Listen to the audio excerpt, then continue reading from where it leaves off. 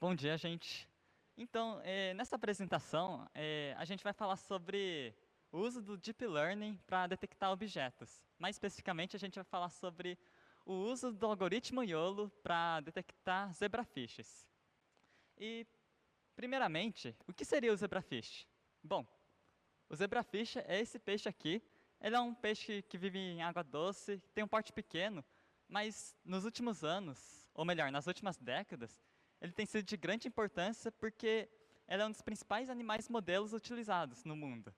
Só perde para os roedores, né? Então, assim como o camundongo, o rato, né? O zebrafish também serve, digamos assim, como cobaia para os testes. E essa é sua grande importância no dia de hoje. A grande vantagem do zebrafish em relação ao camundongo, por exemplo, é que o custo dele é relativamente baixo. Para você manter o zebrafish no aquário, alimentar eles, não existe um custo muito alto, né? E além disso, eles possuem uma reprodutividade bastante grande. Um indivíduo consegue gerar centenas de zebrafishes. Então isso torna eles baratos, né? E, por fim, outra vantagem dele é a semelhança genética deles, que gira em torno de 70% com a dos seres humanos, né? Então, por exemplo, respostas inflamatórias, resposta contra doenças são bem parecidas no zebrafish e no ser humano. Então, eles são um bom alvo de estudo justamente por conta dessa semelhança que existe com o ser humano, né? E então, eis aqui algumas aplicações do zebrafish, né? Existem diversas aplicações, mas aqui eu destaco três. O zebrafish pode ser usado para estudar algumas doenças, como por exemplo o câncer. Tem um estudo que eu vou utilizar aqui como exemplo, que os pesquisadores injetaram um tumor de câncer de mama no peixe, e eles avaliaram como o tumor crescia, como o zebrafish respondia a isso, etc, né? E justamente por conta da semelhança com o ser humano, as respostas do zebrafish são parecidas, né? Então isso pode ser útil para futuros estudos, né? E também o zebrafish pode ser usado para testar a toxicidade de alguns compostos químicos. Por exemplo, se eu quero saber se um conservante vai ser maléfico para o ser humano, um bom teste seria o zebrafish. Provavelmente, se for maléfico para o zebrafish, seria para o ser humano. E também o zebrafish pode ser usado para descobrir novos remédios e novas vacinas. E eu quero destacar aqui que todas essas aplicações, se usadas juntamente com um algoritmo de detecção de objetos, elas podem ser bastante beneficiadas. Por quê? Porque, tipo, um algoritmo de detecção de objeto vai rastrear o zebrafish e, com isso, a gente pode analisar o comportamento do zebrafish, né? E, por exemplo, se eu injeto um remédio e o zebrafish possui um comportamento anormal, isso significa que o remédio pode ou não, provavelmente não é muito bom, assim, né? Por conta do comportamento anormal. E então, esse seria o motivo do nosso trabalho aqui, que seria detectar zebrafish.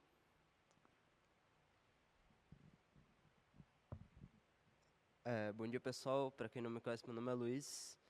E como o Breno falou aí, a detecção do zebrafish é uma coisa que pode ser bastante benéfica, tem muitas aplicações práticas, principalmente na área da medicina. E agora eu vou falar um pouquinho sobre como é que isso é feito, né? A princípio, vocês podem estar se perguntando é, como é que faz isso, né? Como é que a gente pode analisar o zebrafish e ver e fazer isso mesmo? A resposta é redes neurais. O Breno falou um pouquinho, mas eu vou me aprofundar um pouco mais agora, que é o seguinte, é, a princípio, como é que funciona uma rede neural? Basicamente, na criação dela, basearam-se no funcionamento do cérebro humano. Porque ele tem vários neurônios que formam sinapses entre si, e a partir daí ocorrem conexões, e é basicamente assim que funciona o pensamento. E se baseando nisso, foi criado o conceito de rede neural, que são vários nós, várias células unitárias, que realizam operações matemáticas e passam informações entre si, vão realizando operações, e com isso você chega numa Você começa com uma série de dados, você processa ele através das camadas da rede neural e você chega no resultado final que você vai treinar ela para que o resultado final seja o que você procura. Agora, voltando um pouco para a aplicação, né? O que foi que a gente fez com isso? Inicialmente, que é o essencial para a gente conseguir utilizar a rede neural, foi necessário a gente treinar ela, e para isso a gente utilizou o RoboFlow, que é uma plataforma que permite que a gente rotule as imagens. Então, a gente tem várias imagens, a gente usou mais imagens. Vídeos foram mais para verificação se o algoritmo estava funcionando. Então, a gente utilizou o RoboFlow para pegar os peixes e falar meio que assim para o algoritmo: ó, isso aqui é um peixe e eu quero que você identifique eles para mim no teste final. Então, a gente utilizou cerca de 100 imagens aí, algumas próprias que a gente tirou a gente não, né? A aluna do nosso orientador tirou para a gente no laboratório, e outras de bancos de dados da internet para complementar.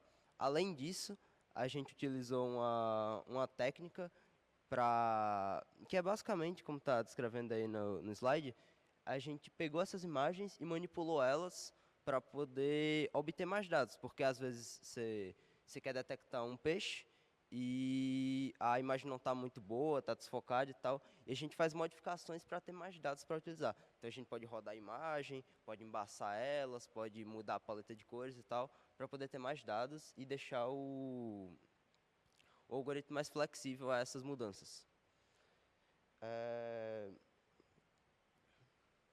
Então, deixa eu passar aqui. Aqui foram alguns dos resultados que a gente obteve, depois de treinar a rede neural e aplicar. Aqui uma imagem. Esses números do lado de cada indivíduo é meio que a taxa de confiabilidade do tipo, esse peixe aqui tem 53% de chance de ser de fato o zebrafish, que é o que a gente está procurando. Então, aí você pode ter uma noção de um pouco mais do que o algoritmo está pensando. Aí um vídeo que a gente aplicou ao algoritmo, que ficou um resultado bem razoável, na minha opinião. Conseguiu detectar bastante.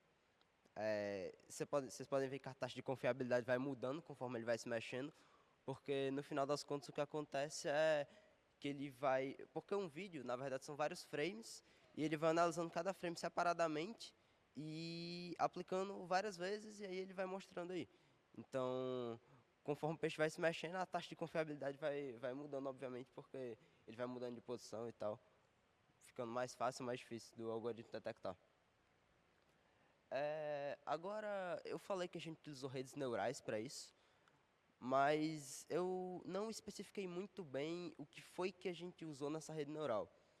E o cerne do projeto é o YOLO, que é o tipo de o tipo de arquitetura da rede neural que a gente utilizou no projeto inteiro.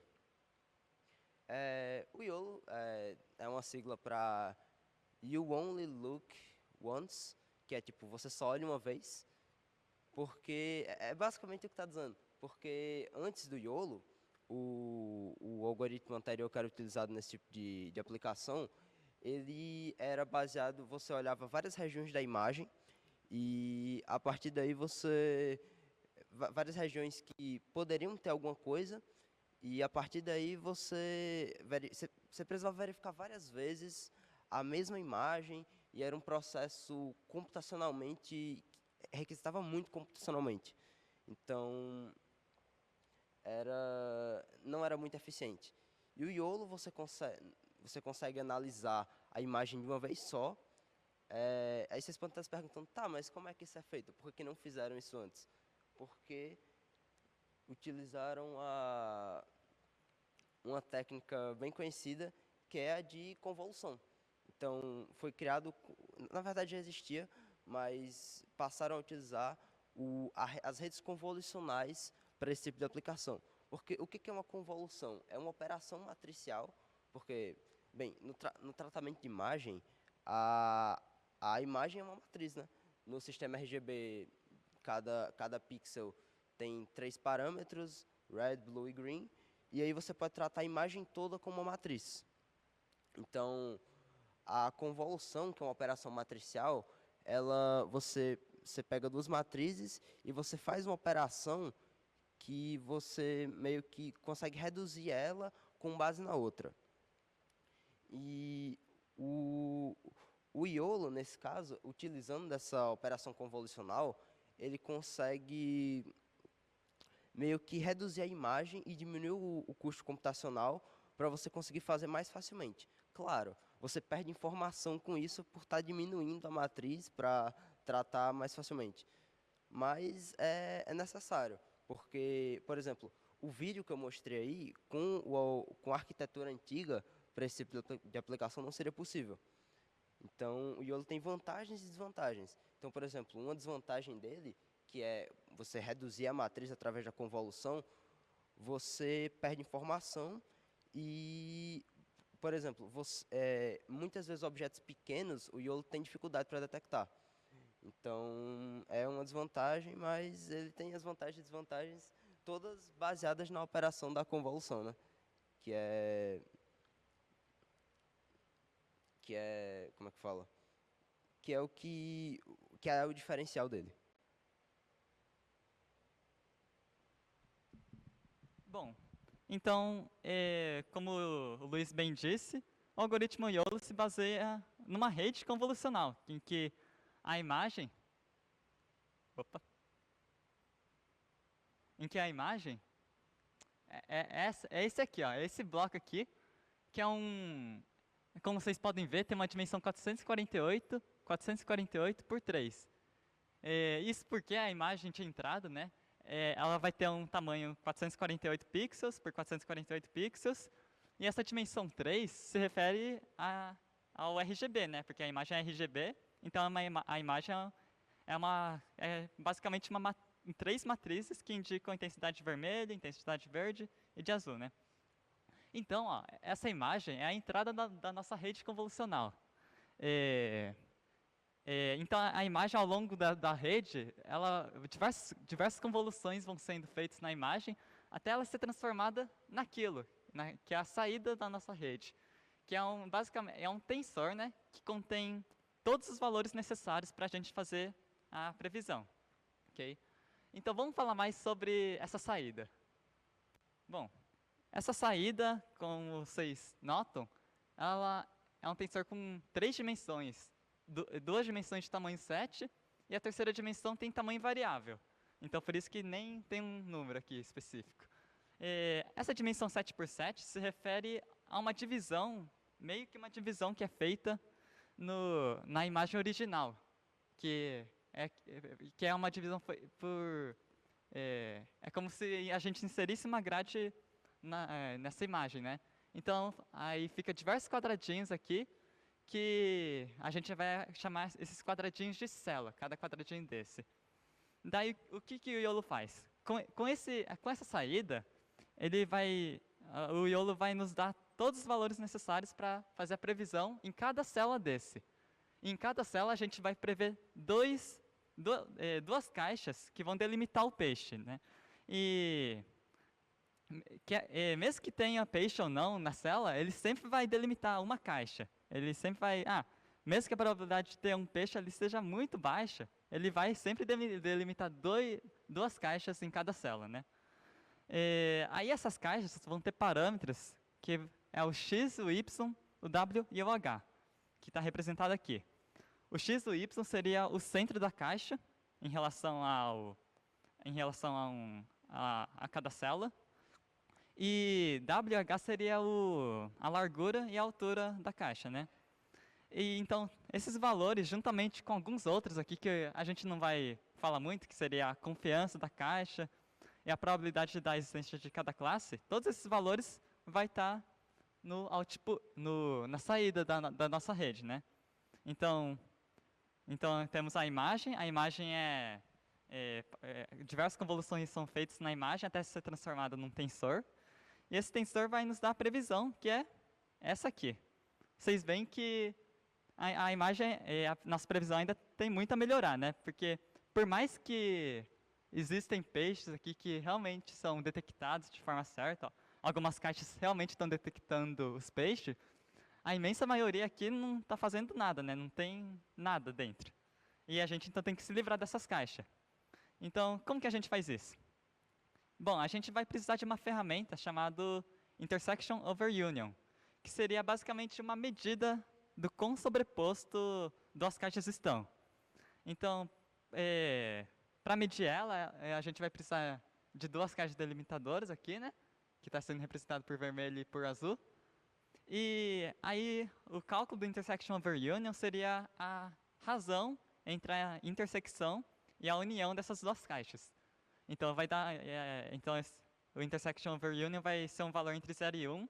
E quanto mais próximo de 1, mais sobreposto duas caixas estão, né? E vocês concordam, então, que a gente quer se livrar de duas caixas que estão muito sobrepostas uma na outra, né? Porque duas caixas que estão sobrepostas uma na outra vai estar detectando o mesmo objeto e a gente não quer duas detecções no mesmo objeto. Então, a gente vai ter que se livrar de um deles, né? Então, por isso que o intersection over union é útil. Então, vamos então a algumas etapas antes da previsão final, né? Essa é a previsão fornecida pela saída da rede neural, da rede convolucional. E então, primeiro, a gente vai ter que eliminar todas as caixas que têm uma probabilidade pequena de estar certa, né? Aí, depois que a gente faz isso, a gente usa a ferramenta do Intersection Over Union, que seria basicamente quando temos duas caixas que estão muito sobrepostas uma na outra, a gente vai pegar aquela caixa com maior probabilidade e retirar todas aquelas que estão muito sobrepostas. E para medir essa sobreposição, a gente utiliza justamente o intersection over union. Então aí a previsão final vai ser algo assim, né? Vai sobrar somente as caixas realmente certas. Então, para concluir, o algoritmo YOLO realmente é muito eficiente, é muito rápido. Na época que ela foi lançada, ela foi quase uma revolução, se não uma revolução, porque justamente por conta da sua rapidez. Em comparação com os outros algoritmos, o algoritmo YOLO é muito mais rápido, ela pode ser aplicada em vídeo, coisa que não podia ser feita com os outros algoritmos. E, além disso tudo, o YOLO é bastante acessível ao público, né? Tanto que, no nosso experimento com o Zebrafish, a gente nem precisou utilizar milhares de imagens, algumas centenas já basta, né? E algumas dezenas até já bastariam para atingir uma boa precisão. E, por isso, então, estudos envolvendo detecção de objeto, tais como estudos de Zebrafish, se beneficiam bastante com isso.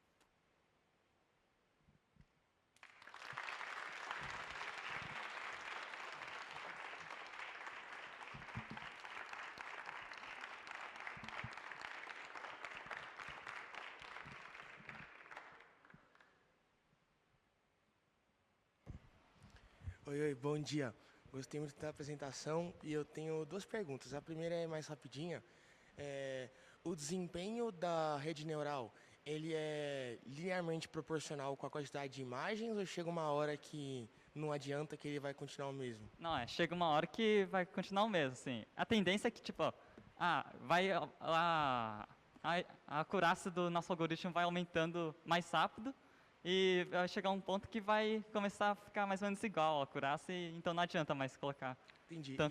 tanta imagem. Ok. Mas, assim, aumentar o número de imagem pode ajudar para, por exemplo, em caso de overfit, que é uma coisa que eu não falei aqui, mas seria como se o algoritmo ele ficasse muito restrito na detecção de zebrafish e às vezes detectasse, por exemplo, um peixe que não é zebrafish como zebrafish, sim. Então, aí pode ajudar nesses casos de overfit, ok? Ok, e a segunda pergunta é sobre a velocidade do YOLO. Quando a gente fala que ele é aplicável para vídeo, a gente está dizendo aqui, então, você coloca um vídeo, ele processa em um tempo razoável e te entrega, ou, por exemplo, transmissões tipo de vida real, assim, por exemplo, filmagens em câmeras, para uso em tipo reconhecer placa de automóvel ou tipo reconhecer pessoas andando. Ele é instantâneo? Qual que é esse tempo necessário para processar esse vídeo? Sim, é completamente aplicável para transmissões ao vivo. Inclusive, a gente não mostrou aí, mas a gente testou esse algoritmo não para peixe, porque a gente não tinha um peixe fisicamente, mas a gente treinou para outros objetos e utilizou o algoritmo para reconhecer na câmera do computador e tava reconhecendo em tempo real. A gente mexia assim e dava para ver. Então, sim, dá para utilizar o algoritmo para reconhecer em tempo real os objetos. Bom dia. Bom dia. Então, vocês disseram que poderiam usar esse tipo de algoritmo para detectar alguns tipos de cânceres que seriam aplicados nos peixes, mas aí minha dúvida é, se esse tipo de imagem é assim externa, não é, é possível detectar esse tipo de coisa com só as imagens dos peixes ou existiria algum outro exame, alguma coisa do gênero para complementar? Entendi. Na verdade, só a imagem do peixe, assim, externamente, não seria, eu acho que não seria possível detectar, assim, se está com câncer ou não. Mas o que eu citei lá, no caso do estudo lá envolvendo cânceres, foi que eles injetaram um câncer no peixe, então eu sabia que estava com câncer, e eles analisaram o comportamento do peixe, né, se alguma anormalidade do peixe, né, isso com algoritmo de Deep Learning, né. Aí, no caso, para detectar câncer, isso pode ser feito com imagens de radiografia, não sei, acho que é radiografia mesmo, assim, né. Aí, com isso, é possível, realmente, e é utilizado atualmente, algumas vezes.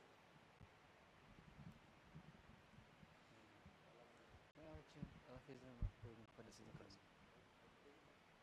Não, eu ia fazer uma pergunta muito parecida, né? Porque o algoritmo, pelo que vocês falaram, ele só é capaz de detectar os objetos, né? Mas não de diferenciar o comportamento de um peixe saudável e de um peixe não saudável. Para isso, você precisaria de um outro tipo de algoritmo para fazer essa detecção. Na verdade, dá para utilizar o mesmo algoritmo para isso, só teria que utilizar de maneira diferente. Mas é sim possível utilizar o YOLO para esse tipo de aplicação.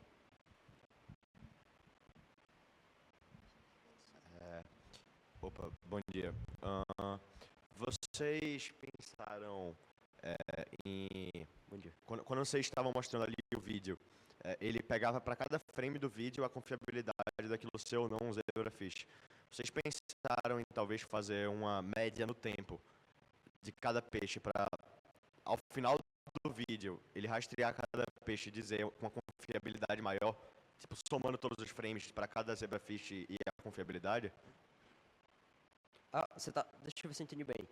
Você está pensando em pegar o mesmo peixe e fazer uma média da confiabilidade ao longo do vídeo e meio que falar, isso aí pega a média e falar, tem, sei lá, 70% de chance de ser um peixe. Vocês trataram cada frame do vídeo como sendo uma informação separada.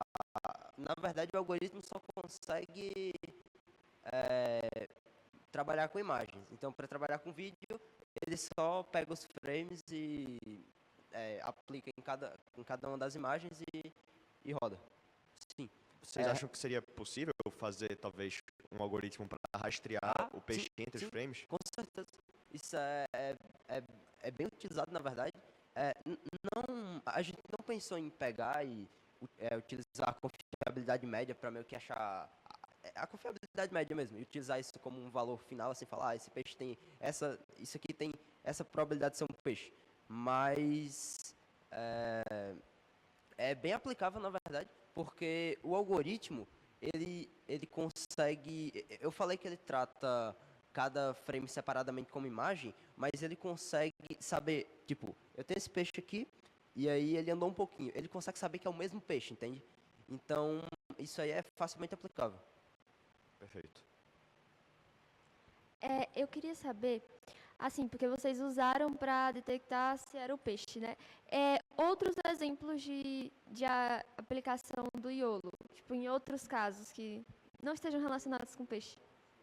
E outra coisa também que eu queria saber é porque, tipo assim, ok, vão usar o YOLO e aí vão detectar aquilo é um peixe. E aí, como é que vão usar essa informação? Tipo,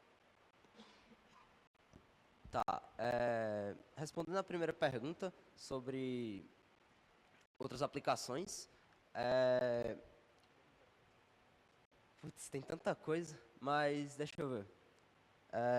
Um exemplo legal, pô, tem muita coisa, mas conhece o Tesla, né? sim. Pronto.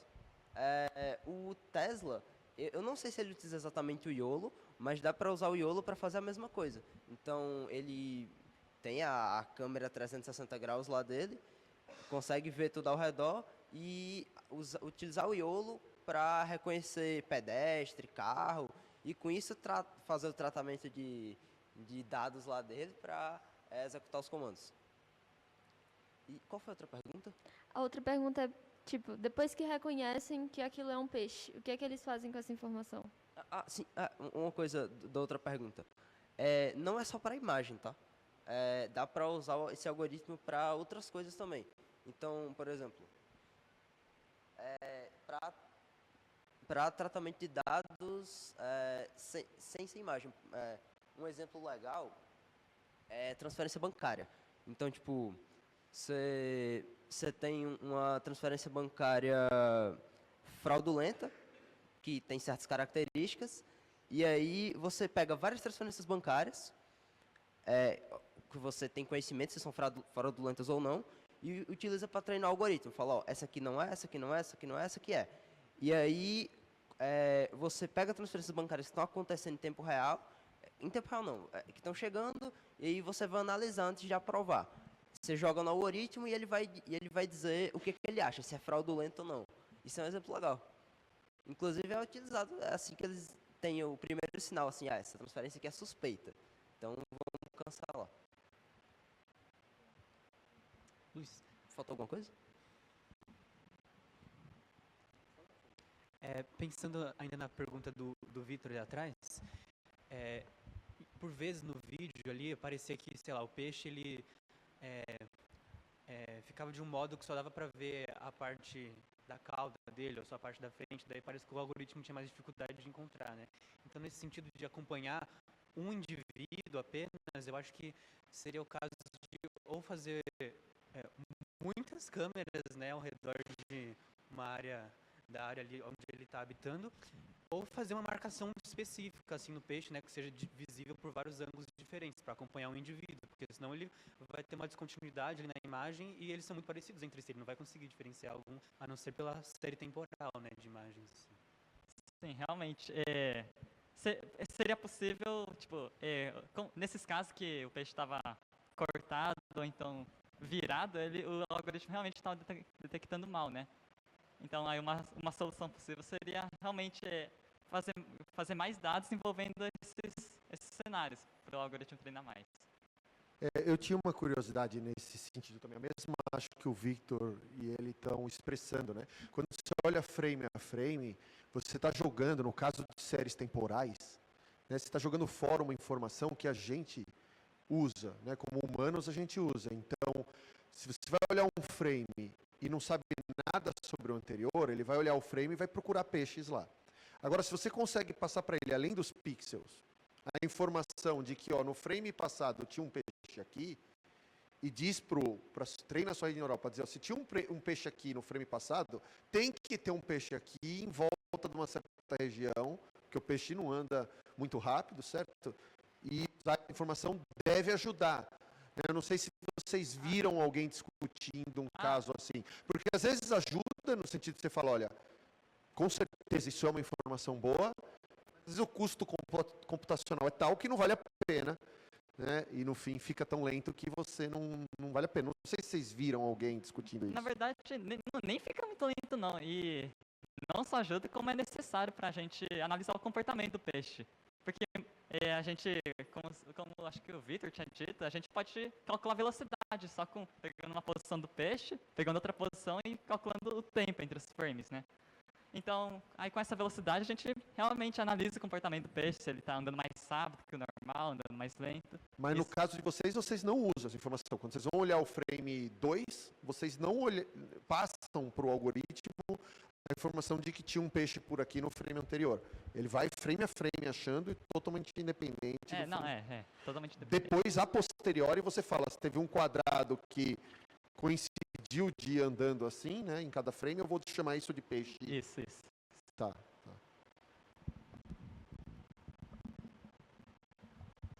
Sim, o produto final que vocês tiveram no seu trabalho, a inteligência artificial em si, vocês acham que vale a pena disponibilizar ela para o mundo? Ou é uma coisa proporcionalmente fácil de fazer, que vocês vão engavetar e quando alguém for fazer de fato a detecção do zebrafish, ele vai treinar a sua própria inteligência? Isso é algo que já foi feito. Então, eu não encontrei na internet em um lugar com zebrafishes especificamente. Foi uma coisa bem específica. Mas é porque o nosso algoritmo foi treinado com umas 100 imagens, mais ou menos. E os que os pesquisadores usam, o que o nosso orientador usa, inclusive, eu nem sei quantas ele usou, mas com certeza foi muito mais que isso. Então, o que a gente fez já foi feito. Seria legal disponibilizar, mas acho que não tem muita necessidade, porque os pesquisadores já fizeram isso, como eu falei, de maneira muito mais bem feita, com muito mais imagens e, enfim, a detecção fica bem melhor. Entendi, obrigado. Não, só uma coisa assim que no meu instituto, né, no IB lá da USP, recentemente aconteceu um grande estardalhaço, porque justamente um menino da biologia estava explorando esse negócio de inteligência artificial e fez um programa muito mais simples do que esse de vocês, eu não sei se é muito mais simples, né, mas que era conseguir detectar círculos, simplesmente isso, a partir do microscópio, assim, e conseguir contar quantos círculos tem em uma determinada região ali do espaço. Que é uma coisa que, até hoje, as pessoas lá no instituto fazem contando. Então, elas colocam no microscópio e contam círculo por círculo numa área específica para saber quantos tem, depois fazer uma relação de proporcionalidade para saber quanto na lâmina inteira vai ter naquele tipo de célula, sabe? Então, não acho que é, assim, desnecessário que vocês, só porque isso já foi feito muitas vezes, que vocês deixem isso engavetado, porque com certeza existem muitas aplicações disso e que as pessoas simplesmente por ignorância não vão atrás para facilitar o trabalho que elas fazem manualmente, sabe? Porque isso aí realmente poupa muito trabalho de laboratório, sabe? De ficar observando, assim, imagina o monitoramento de fauna silvestre, porque no passado isso era feito com a pessoa ali parada, observando a flor, ver se vinha ali um polinizador, o dia inteiro ela ficando ali observando aquela flor para ver se vinha ou não vinha um polinizador. E colocar uma câmera, assim, nesse sentido, para capaz de detectar, assim, com um número razoável de fotos do polinizador original, se veio aquele visitante no dia ou não, simplesmente poupa o trabalho de vários dias de pesquisa de pessoas que... Pô, com certeza. Então, Inteligência artificial é uma coisa que, quanto mais eu estudo, mais eu vejo que é muito absurdo. Tem muita coisa para fazer com isso. Você citou um exemplo aí, mas, cara, tem muito exemplo. Quase todas as áreas que você pensar vai dar para aplicar de um jeito útil, tá ligado? Então, é uma pena ouvir isso aí, que muita gente não conhece o quão poderoso é isso, mas isso. Só complementando que a polêmica justamente foi porque esse aluno desenvolveu isso e ficou oferecendo para todos os professores ali que faziam coisas semelhantes legal, com isso, né? Mas daí ele exigiu que eles colocassem o nome dele também nas publicações que usavam o mecanismo acho que ele justo, colocou, acho né? justo. Então, o estardalhaço foi isso. Eu só queria fazer um comentário rápido, porque ele falou do quão útil pode ser. Eu vejo o tempo todo em palestra na minha faculdade, porque tem muita palestra sobre isso, e a gente sempre fala que tem muito exemplo para automação de tarefa. A gente sempre fala da tecnologia tá aqui para ajudar a gente, e esse é um exemplo. Fazer as tarefas que ninguém quer fazer e que são extremamente repetitivas e chatas. Isso ajuda muito. E eu acho que fazer, tipo, se eu estivesse navegando pela internet e achasse aleatoriamente o TCC de vocês, eu ia ficar muito inspirada também ir atrás disso. Então, a sugestão então vão atrás, porque pessoas precisam disso e elas simplesmente não sabem que existe. Eu tenho um comentário em relação a isso, que é o seguinte, às vezes, o que vocês estão falando e o que eles estão falando é verdade ao mesmo tempo. Então, você treinar uma rede neural para ver o zebrafish, com a câmera que foi feita as fotos que eles usaram, e etc., isso é super específico para aquele caso. O que não é específico e que tipicamente é uma coisa que vale a pena publicar é como que eu fiz para treinar a minha rede neural, qual algoritmo foi mais eficiente, qual não foi. Porque aí a pessoa sabe o que ela precisa fazer para treinar, e ela vai treinar para ela, porque muitas vezes a rede neural que vai funcionar com um microscópio que tem uma imagem um pouco mais branca e outra que tem uma imagem um pouco mais colorida, certo? Vai ser uma rede neural diferente, vai ser a mais eficiente em cada caso, mas o jeito de treinar é o mesmo. Então, o que você tira de um trabalho desse, que é útil e generalizável, é qual foi o procedimento de treinamento, que algoritmo deu mais certo, que algoritmo deu menos certo. Aí consegue usar num caso que não é o zebrafish, é o peixe palhaço, é o círculo, ou uma bactéria lá que quer contar que não é tão circular, tem mais beiradinhas, mas o método de treinamento vai ser parecido, embora a rede neural que foi usada para detectar o zebrafish é completamente inútil para outro peixe. Mas o método é o mesmo. Então, isso sim é algo que, tipicamente, as pessoas publicam. Né? Não a rede em si, mas qual foi as dificuldades e qual foi o método de treinamento que funcionou melhor. Tem um comentário lá também. Eu queria reiterar o comentário do colega pelo seguinte, lá no nosso grupo, uma coisa que a gente faz é usar o zebrafish como modelo para epilepsia, né? Então, a gente tem uma coleção de zebrafishes que vão ser, aspas aqui, saudáveis, e tem uma outra coleção onde a gente aplica uma droga chamada carbamazepina e a gente espera o peixinho ter uma crise epiléptica. E a gente precisa acompanhar, por exemplo, quanto tempo, e tem uma série de medidas que a gente faz com isso, né? E o que a gente faz, a gente monta os 2 aquários, coloca a câmera lá, deixa filmando 7 dias, por exemplo, e aí no final eu pego um postdoc e falo assim, agora assista 7 dias de filme e anota aí quando foi que o peixe teve uma crise, né? Então, assim, se a gente tiver esse tipo de informação documentado, como é que você treina, como é que você usa a proposta de vocês e tudo mais, a gente acelera um monte de coisas que a gente está fazendo no nosso grupo. Né? Então, assim, eu peço para vocês baterem lá na porta do João Florindo e falar assim, ó, tem um vizinho seu aí de sala que gostaria de usar essas coisas aqui para detectar epilepsia no zebrafish, inclusive, né? Então, seria muito legal se isso estivesse disponível para a gente. Eu só fiquei com uma curiosidade, porque eu gosto de aquário. O zebrafish é o Paulistinha? O zebrafish é o Paulistinha? É isso, é o Paulistinha, é isso. Mais alguma última? Não. Então vamos agradecer novamente.